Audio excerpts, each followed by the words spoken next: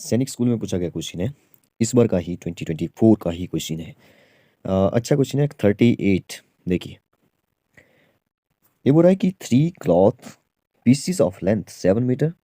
अच्छा क्वेश्चन है, 1 मिनट के शॉर्ट्स में जो वो कवर नहीं हो पाएगा। डिटेल में देखेंगे ताकि इस टाइप के क्वेश्चन जो वो आप अच्छे से समझें और आगे आने वाले एग्जाम में जो वो अच्छे से अटेम्प्ट कर सकें। देखिए, ये बोल रहा है 3 क्लॉथ्स के जो वो पीसीज है। एक की लेंथ है 7 मीटर, एक की है 7.5 मीटर और तीसरे की है 9.5 मीटर रिस्पेक्टिवली। ठीक है, are cut in pieces of identical maximum length. ठीक है, उनको जो वो एक बराबर मतलब कि एक समान अधिकतम जितनी हो सकती है लंबाई, उनमें उनमें जो वो काटा गया है। तो ये पूछा है the length of each small PCs is. बड़ा अच्छा क्वेश्चन है वैसे। देखिए, इस क्वेश्चन को कैसे जो वो सॉल्व किया जाए। देखिए, पहले तो एक क्वेश्चन जो वो 2-3 तरीके से पूछा जा सकता है। यहाँ पे जो वो 3 क्लॉथ के पीसीज की लेंथ गिवन है 7, 7.5, 9.5। इसने बोला कि इनको जो वो एक समान अधिकतम जितनी लंबाई हो सकती है उसमें जो वो काटा गया है और प्रत्येक छोटे टुकड़े की लंबाई पूछी है। अब हमें सबसे पहले तो छोटा टुकड़ा निकालना है। छोटा निकालना है लेकिन वो कॉमन है सभी का, वो सबसे ज़्यादा होगा, बड़े से बड़ा होगा। तो इस केस में जैसे ही आपको मैक्सिमम यहाँ पे दिखा है, इसका मतलब है हाईएस्ट निकालना है और हाईएस्ट तीनों का कॉमन मतलब कि फैक्टर, तो एचसीएफ तो निकालना है। ये तो हमें क्लियर हो गया। अब बात ऐसी है कि या तो ये टोटल नंबर ऑफ पीसेस भी पूछ सकता है यहाँ पे। इसने जो वो length of each small pieces पूछ लिया। तो पहले तो एचसीएफ निकालना है। एचसीएफ निकालने के बाद जो वो ये मीटर में गिवन था, मीटर में हमारा आंसर आएगा, फिर उसको सेंटीमीटर में चेंज करना है। अच्छा क्वेश्चन है। देखिए, या तो टोटल नंबर ऑफ पीसेस अगर पूछा होता तो वो भी निकाल लेंगे लास्ट में। ठीक है, चलिए फिर स्टार्ट करते हैं। सबसे पहले तो जो हमारा कपड़ा है उसकी टोटल लेंथ देख लेते हैं 7। मतलब ऐसे अगर रखेंगे तो कितना हो जाएगा 7.5 और प्लस 9.5। ठीक है, ये हाफ और हाफ मतलब 0.5 और 0.5 जो वो 1 हो गया। 7 7 14, 14 और 9 जो वो कितना होता है 23 होता है। तो हाफ हाफ 1 हो चुका है 24। मतलब कि ये जो वो 24 है टोटल इसकी लेंथ। ठीक है, अब देखिए आपको क्या करना था। आपको सबसे पहले तो देखना है कि जो भी लेंथ है वो जो वो एक तो 7 है, एक जो वो 7.5 है और तीसरी 9.5 है। अभी तीनों का जो वो एचसीएफ कैसे निकाला जाए। तो आपको जब भी इस फॉर्म में क्वेश्चन मिले तो आप जो वो सबसे पहले तो देखिए कि ये फ्रैक्शन में तो नहीं बन रहा है। ठीक है, तो क्योंकि 7.5 का मतलब 75/10 है और 9.5 का मतलब 95/10 है। इसका मतलब फ्रैक्शन में तो है, डेसिमल में कैसे निकालेंगे। ठीक है, तो इस 7 को भी मैं फ्रैक्शन में लिख सकता हूँ। 7 के नीचे कुछ नहीं है तो 1 है। तो इस केस में आपको पता होना चाहिए कि एलसीएम ऑफ फ्रैक्शन कैसे निकालते हैं। फ्रैक्शन मतलब न्यूमरेटर और डिनोमिनेटर, न्यूमरेटर और डिनोमिनेटर। तो 3 नंबर है हमारे पास, 3 फ्रैक्शन है।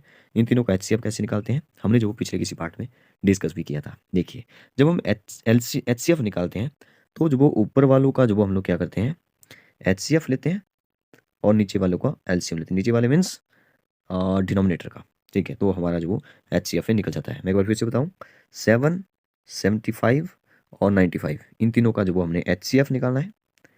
ठीक है, फ्रैक्शन कैसे निकलेगा, अगर एचसीएफ निकालना है तो ऊपर वालों का एचसीएफ, नीचे वाले का एलसीएम। अगर आपको एलसीएम निकालना है तो ऊपर वालों का एलसीएम होगा, नीचे वाले का एलसीएम।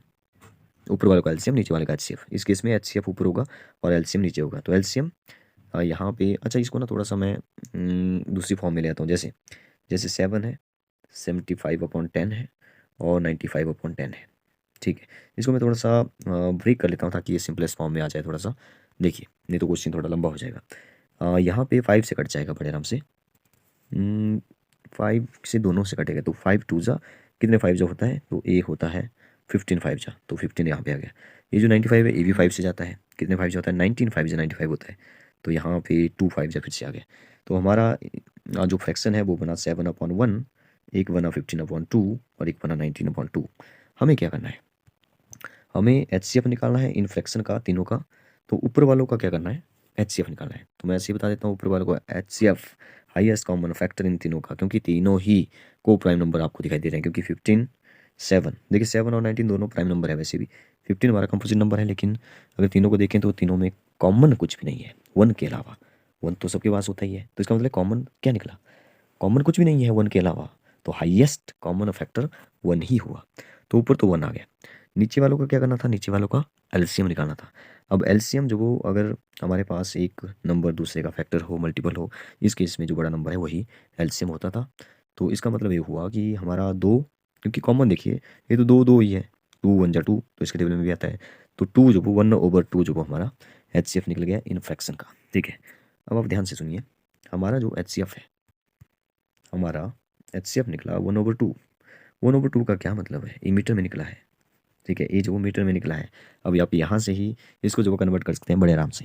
हाफ मीटर, 1 मीटर में 100 सेंटीमीटर होते हैं, हमें सेंटीमीटर में ही बताना था। इसने पूछा length of each small pieces, 1 metre की कितनी होती है, 100 होती है।